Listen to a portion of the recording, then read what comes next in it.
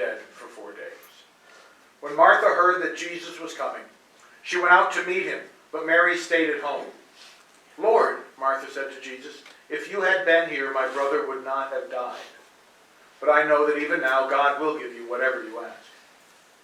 And Jesus said to her, your brother will rise again. And Martha answered, I know he will rise again in the resurrection at the last day. And Jesus said to her, I am the resurrection and the life. The one who believes in me will live though they die. Whoever lives and believes in me will not die forever. Do you believe this? Yes, Lord, she told him.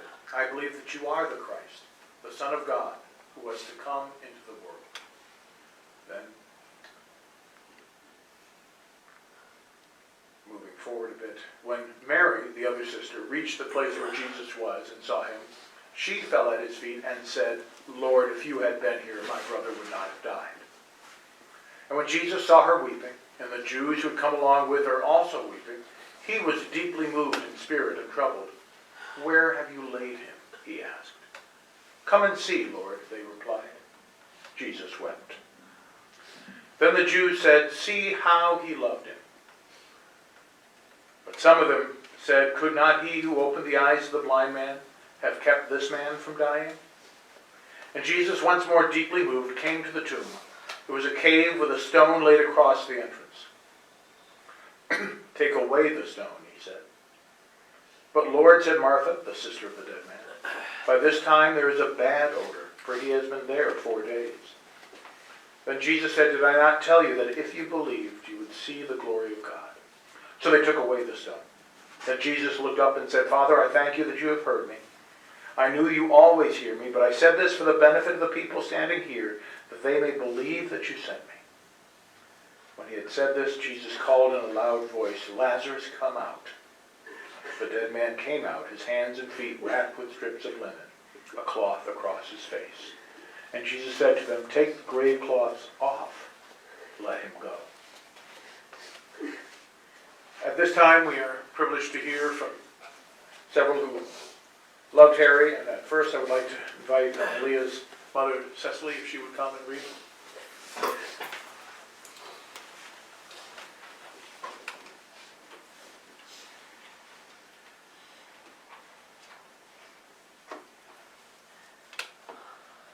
This is a poem by a British artist named David Harkins. You can shed tears that he is gone, or you can smile because he has lived. You can close your eyes and pray that he'll come back, or you can open your eyes to see all that he has left. Your heart can be empty because you can't see him, or you can be full of the love you shared. You can turn your back on tomorrow and live yesterday, or you can be happy for tomorrow because of yesterday. You can remember him only that he is gone, or you can cherish his memory and let it live on. You can cry and close your mind, be empty and turn your back, or you can do what he wants. Smile, open your eyes, love, and go on.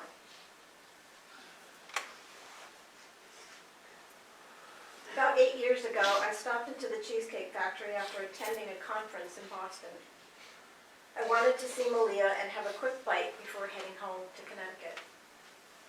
She greeted me, and as we stood and talked, waiting for a seat at the bar, Harry came up and said, I just want you to know I'm going to be your son-in-law.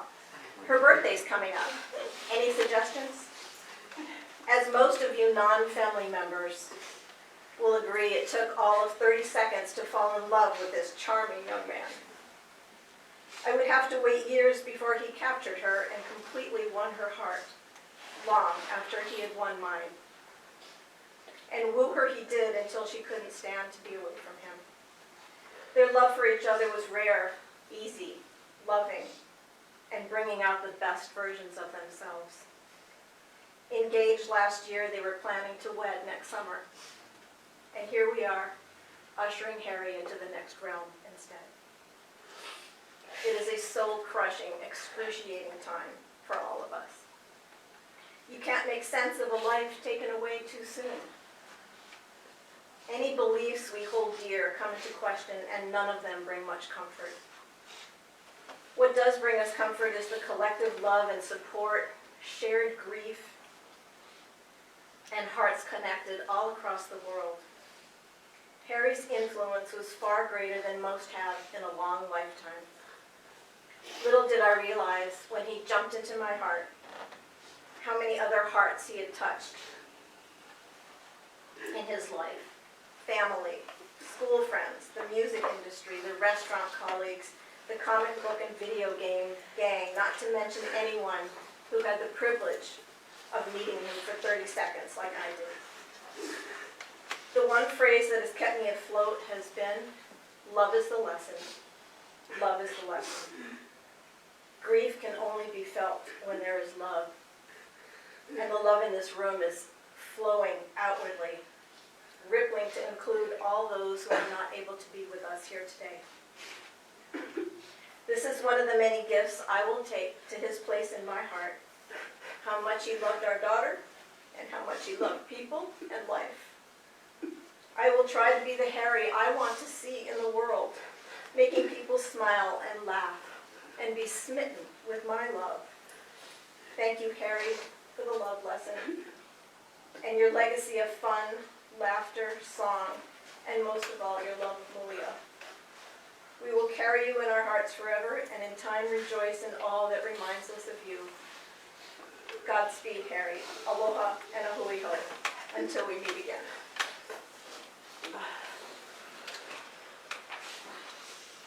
And if Sam is ready.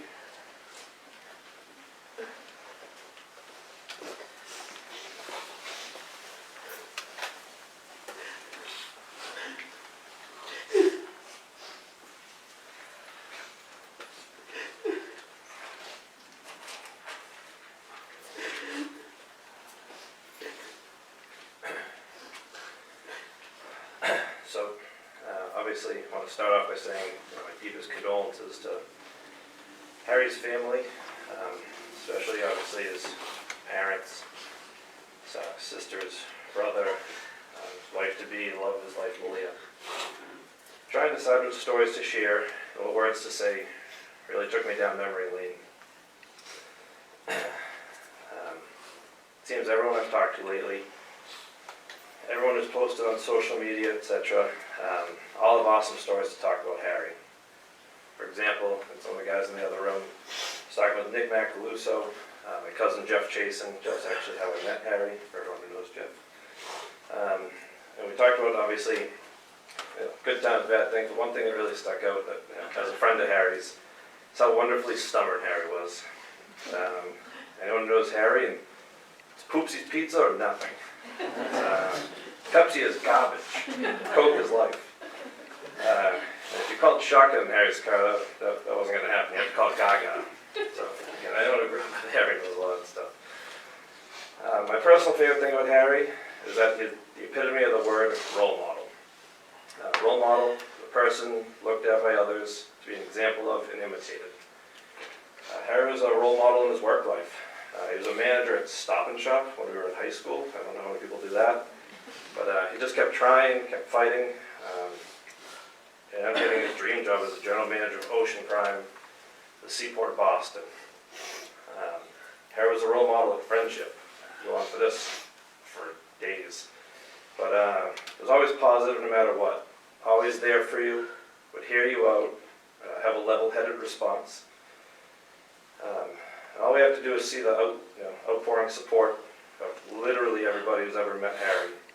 He took the word friendship seriously, which you can't say with everybody. He was a role model of family. Family was the #1 priority. He loved his family more than anything else, and was a complete rock.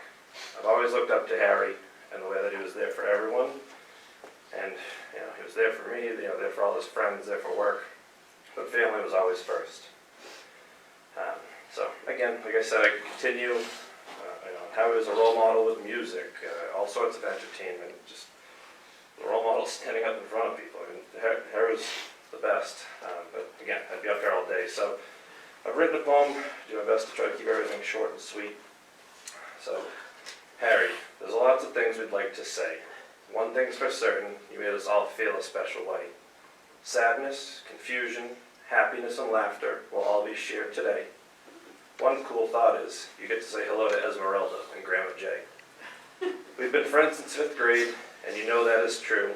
I only disliked you in Mario Kart, when you'd always be Boo. We have so many memories, Lake Canada, when you had your first brew, and growing up trampoline wrestling, when you were known as Habu. In pools, we'd make fish touch the bottom, Steve, you and me. Memories of your band and us jamming. How stoned we would all be. Jamming in the Jonesmobile, to Alice in Chains, Chili Peppers, Stones, and ICP. And that same Harry outfit, New Balance, jeans, and a slightly stained white tee. Well, my man, you were the best one in the whole crew. We all have so many memories, and it sucks as time flew. But you're a role model on how to live life and treat people too. So on behalf of everyone here, Harry, we all love you.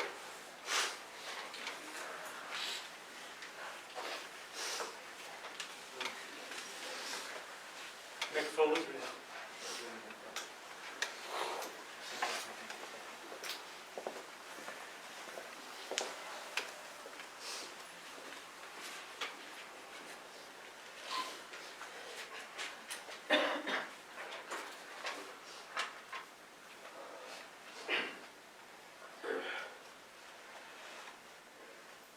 Harry meant so much to so many people that trying to capture how special he is somewhat overwhelming.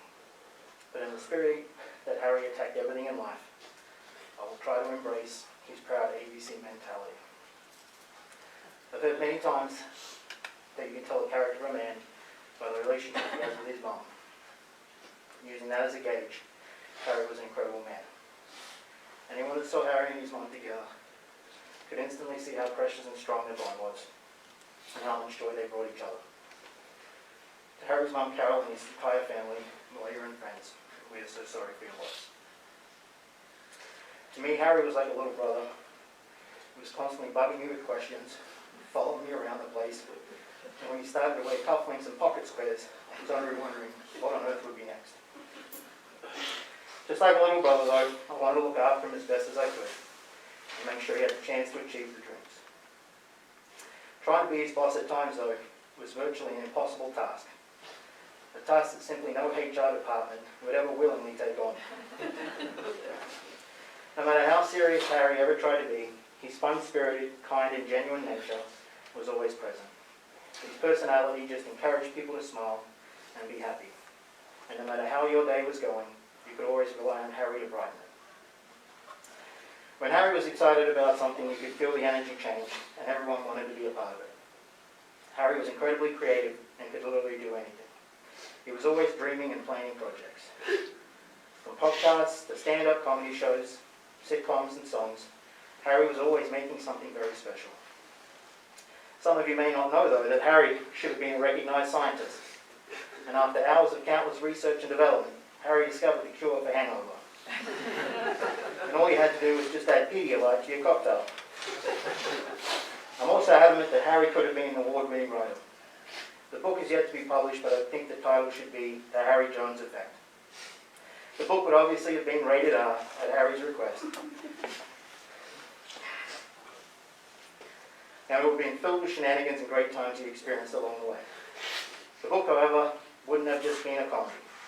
The Harry Jones Effect was what would happen any time Harry bounced into a pre-shift, proudly strode into an MMA cage, or possibly wobbled back on stage for one last song. You knew when Harry Jones was in the building. The only thing Harry wasn't very good at was photography. He was tasked with capturing the moment I proposed to my wife. And when the big moment came, he snuck down the stairs to the ICA. But he was so excited and nervous for me that he watched the proposal through his phone and forgot to take the photo. By the time he realized, I'd already had the ring on. In a heart filled with memories of my time with Harry, one of my favorites would have to be the way that he interacted with my son Hayden. Harry and Hayden would compete in NFL tipping competition every year, And the banter between the two of them every Sunday was one of my favorite times of the week. I have a photo of the two of them sitting up at the bar at Ocean Prime, and the smile on Hayden's face said it all. He thought Harry was an absolute legend. The outpouring of love over the last couple of weeks only solidifies what my son already knew. Anyone lucky enough to spend time with Harry Jones knew he was a legend too. A legend that will only go stronger over time as we appreciate how Harry lived his life and how much he meant to all of us. His passion and attitude, along with a wicked sense of humour, ensures Harry will always be remembered and cherished as one of the best people you'll ever meet. Harry, we love you and miss you.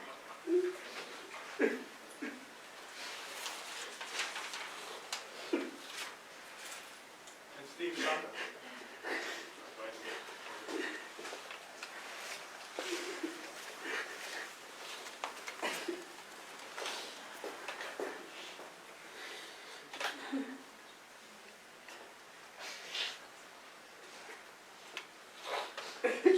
This was his folder in 6th grade. I stole it from him.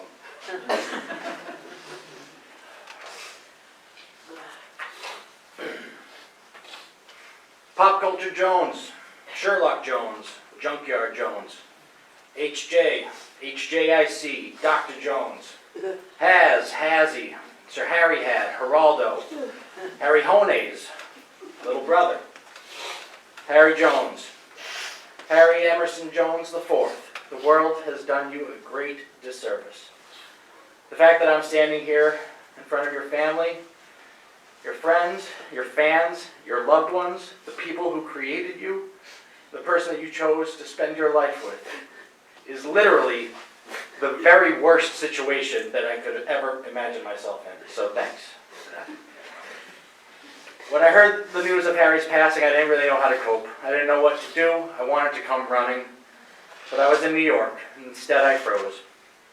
My brother-in-law came over, who I was grateful had actually met Harry. He understood how awesome he was. And I expressed to him that night how Harry was closer than family to me. I'm one of 6, 4 of which are brothers, and Harry was always my closest partner.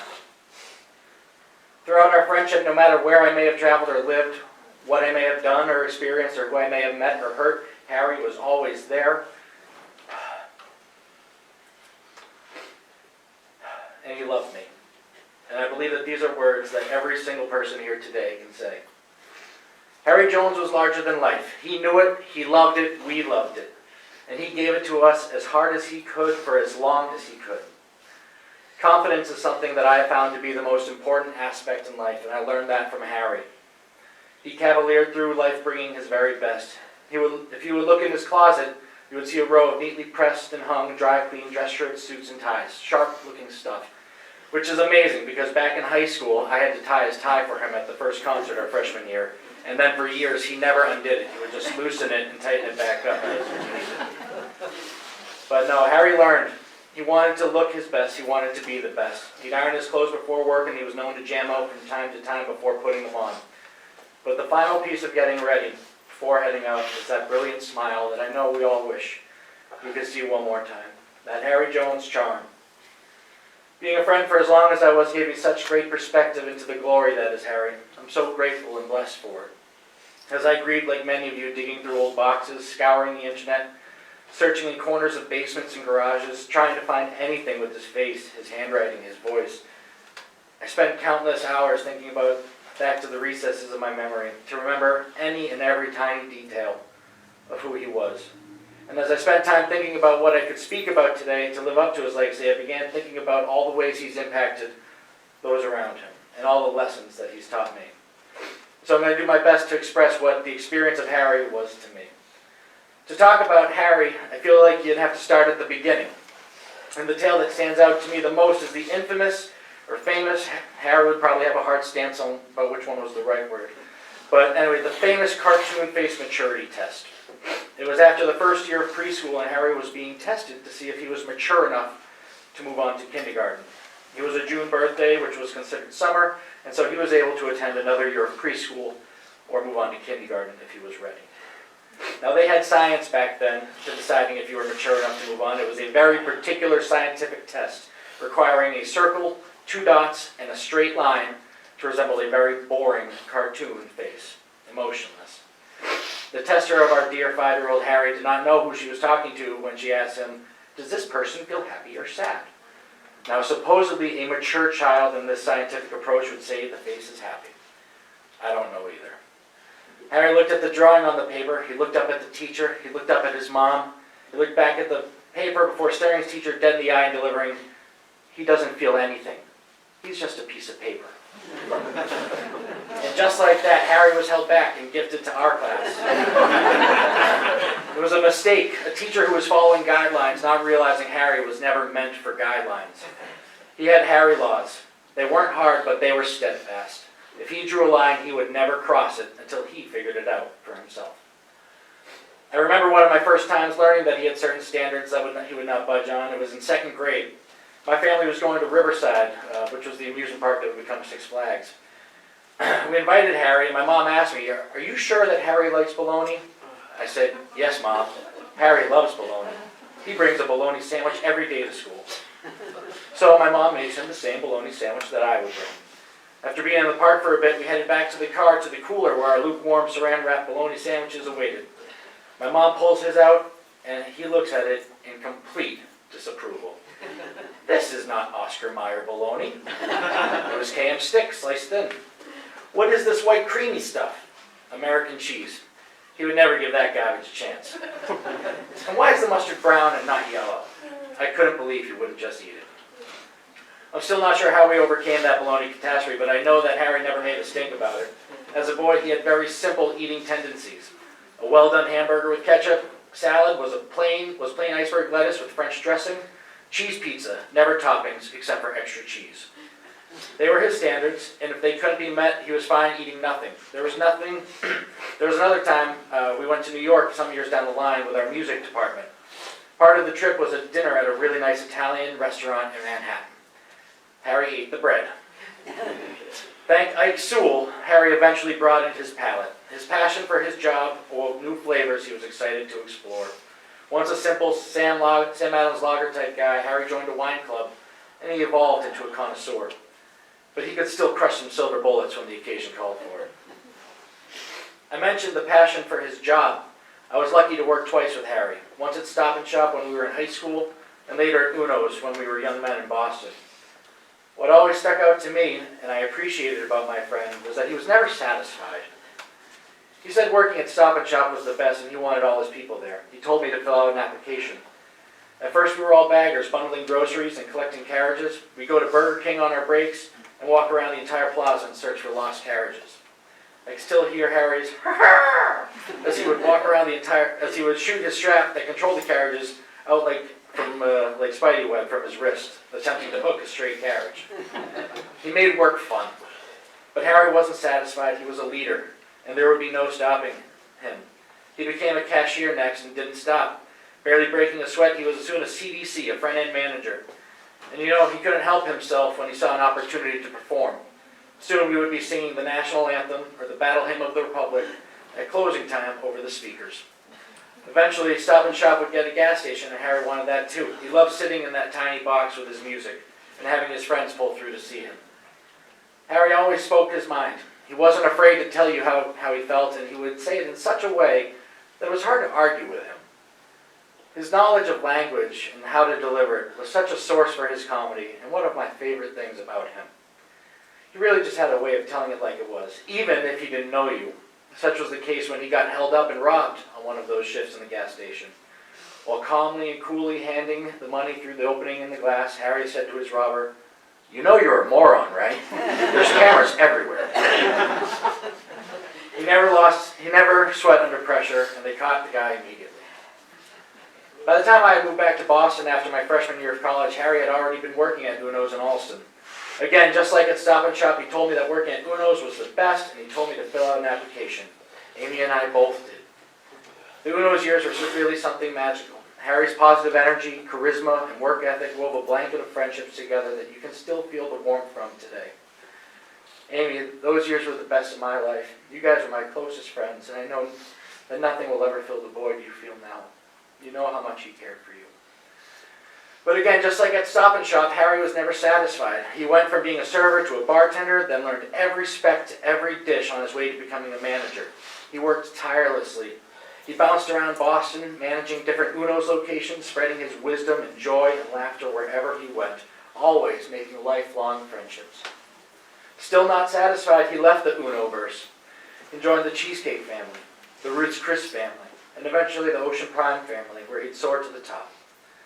The restaurant business is exhausting, but not for Harry. He still had to perform. Junkyard Jones and the Trash Can Band became a well-known name at many spots, always a packed house. It was like having the world's favorite celebrity playing only the most intimate venues. My wife brings up these memories often, which I'm so grateful she got to experience. She, along with everybody else, loved to see him perform. Somewhere along the way, because he didn't have enough going on, he joined the Cage Titans family. As the ring announcer, he consistently wowed the masses. Obviously, Harry could sing. Performing the national anthem brought crowds to their feet. But what made this gig so perfect for Harry was Harry's love of wrestling and the spectacle it was. In high school, he would spend summers and afternoons making videos for ETW with his boys at Evans. ETW being short for Extreme Trampoline Wrestling. Let me make sure I put the emphasis on extreme, because it was. I only got in the ring one time, and luckily it stayed on the trampoline. I was not extreme. Harry was, though, and that's a good word for him. But as a boy growing up on Hulk Hogan, being a little Hulkamaniac, Harry would mimic not only Hulk, but the announcer's voice introducing each wrestler. He always loved the spectacle of the show, and the Cage Titans gave him the chance to be the spectacle he always was. He was young when Harry began to craft his ability to change and manipulate and control his voice and his face. He loved impersonations, whether laughing like Popeye or Rodney Dangerfield, or quoting George Carlin or Monty Python. He always used his voice and laughter. He used his voice for laughter and joy.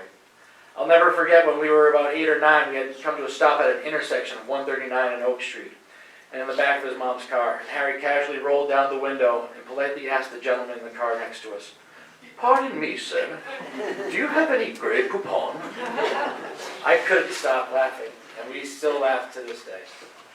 Harry was a creator. There was no time to tear down, only to build.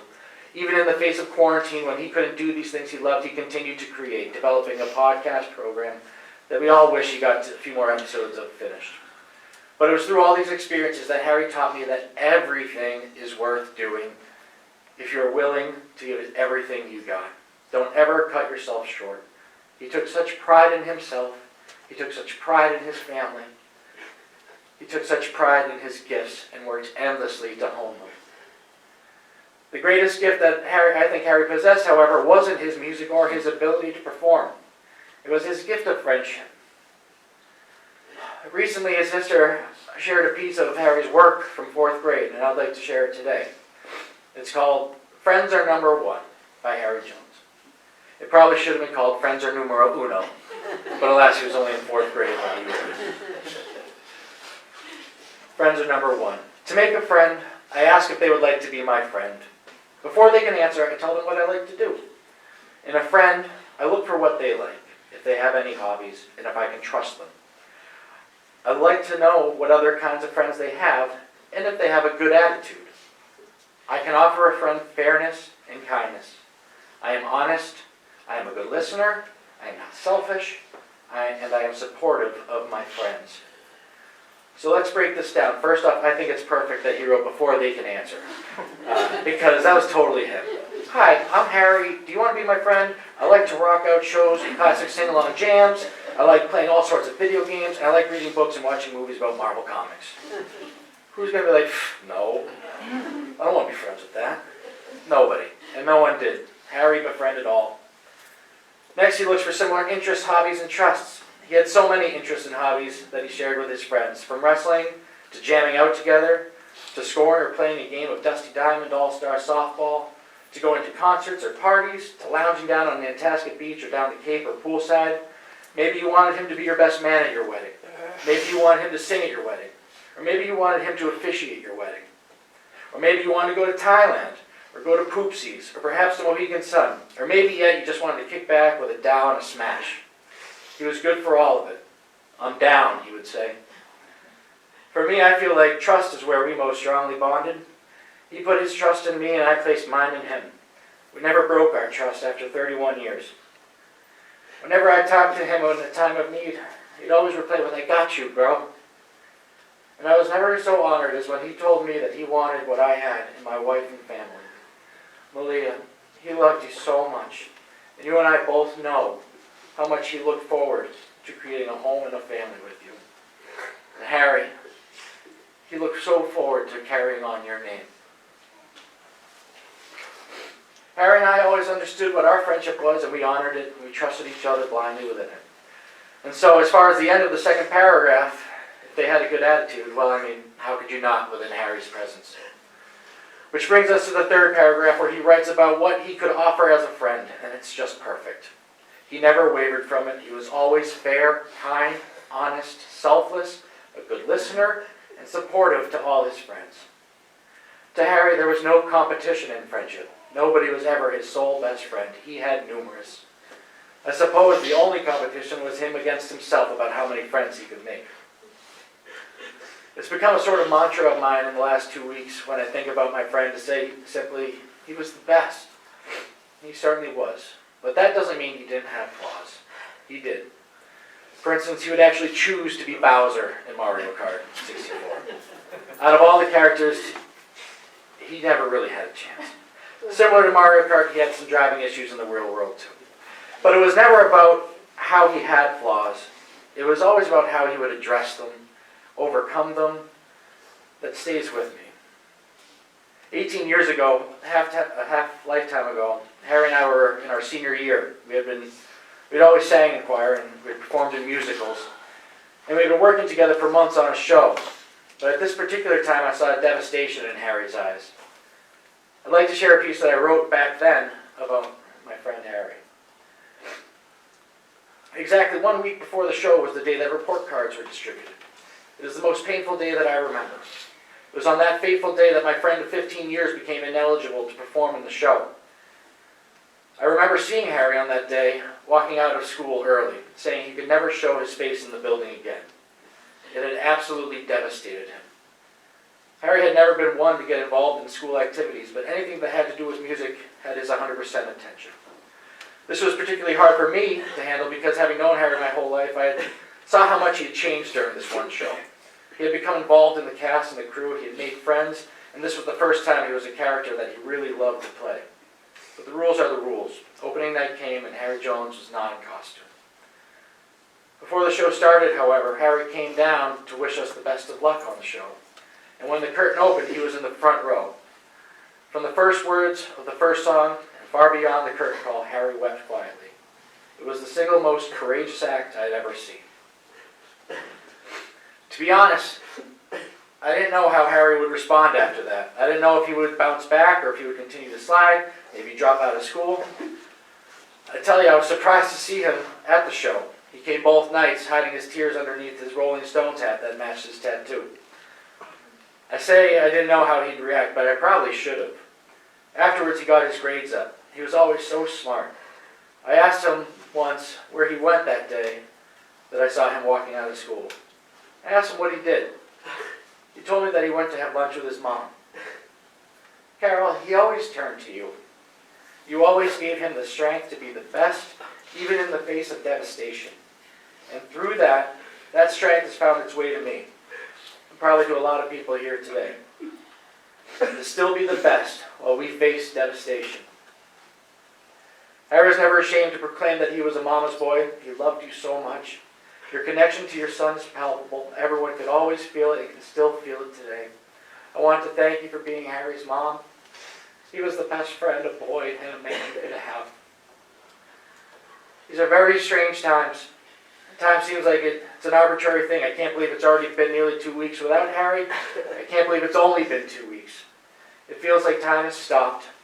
Wondering when it will be over, and the eternity of it just feels like a weight pressing on my chest. How will I ever make it? But then I remember that there isn't some big bad boogeyman coming to collect all my memories. Yeah, Harry in the present and Harry I hadn't met yet are gone. But the Harry I always knew and loved is still with me. And is always going to be with me. It was real. So I try, and I'll continue to try to focus on them. The stories, the laughs, the lessons. It's hard, it's surreal, but I've made it nearly 2 weeks. So I might as well keep trying to move forward, little bits at a time. Harry, as I said to you right after your passing, I'll never know a better friend than you. I'll never meet someone who could hold so many conversations on so little words. We didn't need words to communicate, which I'm so grateful for now. I hear you in every song. I see you in so many sights. And more importantly, I see you in myself.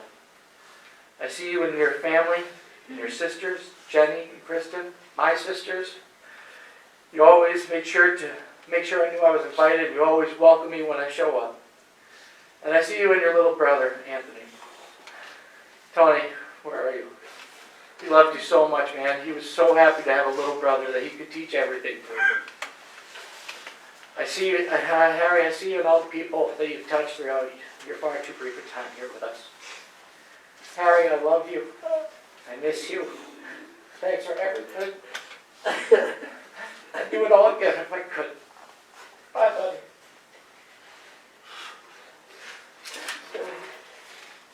Thank you.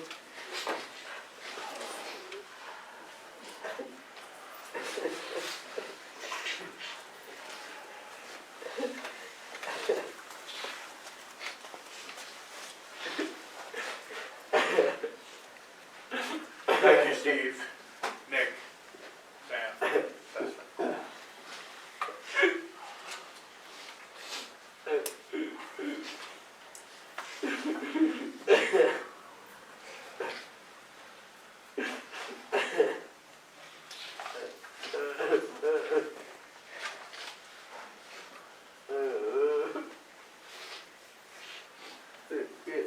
You all are the experts on Harry. In times, I've learned to be a perspective bringer. But Harry was funny, outgoing, someone everybody loved, friends with everyone, always considered them family. Very positive, very opinionated. We gave individuals sincere attention to whoever he was speaking to. No wonder his obituary says Harry was destined for a career in hospitality. It struck me that Harry is one of those people who, when you met him, you asked, "So what do you do?" You're going to get a long answer. Musician, guitar singer, announcer for MMA, but that wasn't even his day job. He'd been born interesting. Since he was a kid, he'd been interested in music so many different ways. Somebody called him a ham. Malaya told me he never made anyone feel like they were sharing him. Everyone felt like they were his best friend, and after 10 years, it took him quite a while to convince me that we were meant to be together. Carol, Harry's mother, added that Harry told her that Malia was the one long before Malia knew it. Although Harry had a big sense of humor, he was very serious about family, about loving Malia, and about Marvel comic book characters and their movies. No, I didn't have the privilege of knowing Harry. But I've known people who were widely loved by many people and yet unexplainably were cut down in their pride. One young woman whose memory still brings a moist eye seemed to have every reason to live and every reason for God to extend her life. Yet she also died, as we say, before her time. You know, there are those who became very bitter whenever they thought about her, blaming God. But there was another group who loved her, and these folks wailed. They wept. They felt her loss very, very deeply. They also wondered why she had to die. But then something settled on them. And Cecily, I appreciate your poem because it touched on this. God is God. It doesn't need our defending. But they chose to thank God that she had ever been in their lives in the first place. We are not owed blessings. We are made by God, and before him we'll all stand. Life itself is a gift from him. To each of us, to all of us. And there are people like Harry, like Anne-Marie, to whom I'm referring, we had no guarantee of ever knowing them in the first place. Similarly, we search for the one who repairs us when we feel this break in our lives. Something in us cries out for meaning, and really we're looking for eternity. In the storms of our lives, we practically shout, "Where are you, God?" And I read you a story from the New Testament about the love of friends, the love of family. There was a special bond between Jesus and these three siblings, Martha, Mary, and the brother Lazarus. Living conveniently close to the holy city, they often offered Jesus hospitality, a safe haven. In turn, they found that he was the one who gave their lives meaning. He helped them overcome the pain of their past, to begin to understand God's special purpose in making each of them precisely who they are. But then Lazarus grew deathly sick, and Jesus did not come till after the friend had died. And both Mary and Martha said the very same thing, word for word, "Lord, if you had been here, my brother would not have died." He doesn't argue with them. He consoles them. He reminds them of the sure and certain hope of heaven for all who trust him. Jesus approached the tomb where Lazarus was laid, and then you heard the shortest verse in the Bible. Jesus wept.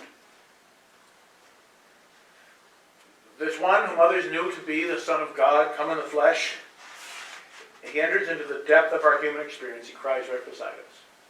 And we're weeping, he's weeping. Jesus wept. Weeping is not sniffles. Weeping is wailing. The prophet Isaiah had promised 700 years before that, one would come who would bear our sorrows and our griefs. Oh, Jesus knew what he was going to do. He knew that he would prove his power to give us eternal life by restoring Lazarus' earthly life. Still, he wept because he bore our sorrows. He knows the pain of what so many are feeling in this place today. And he was going to become even more acquainted with grief. Instead of proving to his detractors that he was who he said he was, a living Lazarus became an embarrassment to those in power who quickly conspired to murder Jesus by means of the law. So it's no surprise that Lazarus' own family could be found among those who searched for Jesus early on the first day of resurrection, what we call Easter. Christ who comes to set us right, who holds us when we weep. He seemed lost. He seemed gone. Yet in the end, he came through the worst of life's storms to prove himself the one we can trust when storms hit our lives. And storms come to all lives. God's ability to do something wonderful is not shortened, even in the midst of difficult times. We hold on to him through the storms. I'm very fond of a description a young pastor from the Midwest gives of a time he went on an early morning walk with his then 1-year-old son. They're on vacation. They stayed on a cabin beside a lake. This fellow's name is Rob, and at first he carried his son on his shoulder as they walked around the lake. They walked around briskly, and if you've ever had a 1-year-old, you know, that kind of fun to just bounce. But then an unexpected thunderstorm came sweeping across the sky while, of course, they were at the furthest point from the cabin. So Rob took his boy and tucked him inside his jacket. And while the thunder and the lightning flashed all around him and the water came pouring down, he's whispering reassuring words of love to his boy. "I love you, buddy. We're going to make it. Daddy knows the way home. We're going to make it. I love you, buddy." And Rob says he wonders if years from now his son will need therapy for that terrible time his father took him through that. And he hopes not, because it's one of his most precious moments of being able to hold his son so close. The point for us is that when the storms of life come, to let God hold us close. to hear him whisper words of assurance to our trembling hearts, so that when the sun comes out again, and it will, the sun will come out again, we can be those who bring hope and encouragement to others when they face their storms. So, friends and family, and more friends of Harry Emerson Jones IV, as you grieve the loss of so central a figure in your lives, lean on God. In the months to come and more, strive to have Harry's best characteristics live long among you, and take comfort that the same God who enriched our lives with this amazing man is eager to meet you in your grief, to lead you through every step of your journey. Into his care I commend us all. Would you pray with me,